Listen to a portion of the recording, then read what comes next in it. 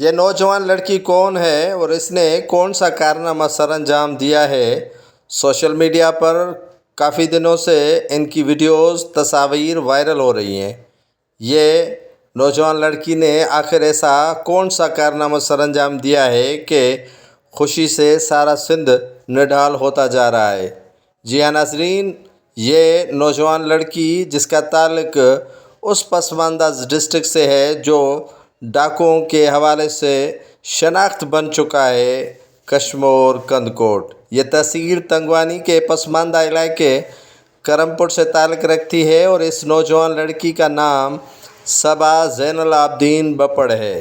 یہ بیسیکلی اس پسماندہ علاقے سے پڑھی لکھی ہیں جہاں پر خواتین کو اپنی پسند کی شادی کرنا بھی جرم سمجھا جاتا ہے۔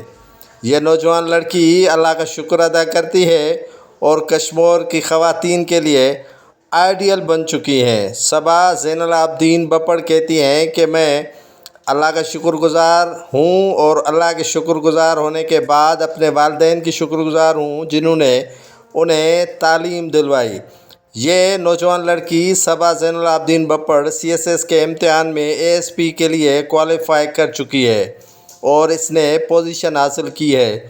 کل پرسوں سے سوشل میڈیا پر ان کا ویڈیو وائرل ہوتا جا رہا ہے کہ ایک نوجوان لڑکی جس کو چانڈیو بتایا جا رہا تھا اور کہیں پر کوئی اور کاسٹ بتائی جا رہی تھی، جس نے وضاحت کر کے بتا دیا کہ وہ کون ہے اور کہاں سے بلانگ کرتی ہیں۔ ان کا کہنا ہے کہ وہ خواتین پر زور دیں گی کہ اپنی بچیوں کو پڑھائیں اور تعلیم دلوا کر انہیں میری طرح افسر بنوا دیں۔ کرم پور کے لیے کسی نے سوچا بھی نہیں تھا کہ وہ یہاں سے پڑھ لکھ کر ASP کے لیے کوالیفائی کر جائے گی اور CSS کے امتحان میں پوزیشن بھی حاصل کر لے گی، لیکن جسے اللہ تعالیٰ آگے لاتا ہے تو اسے رکاوٹیں کچھ بھی نہیں کر سکتی۔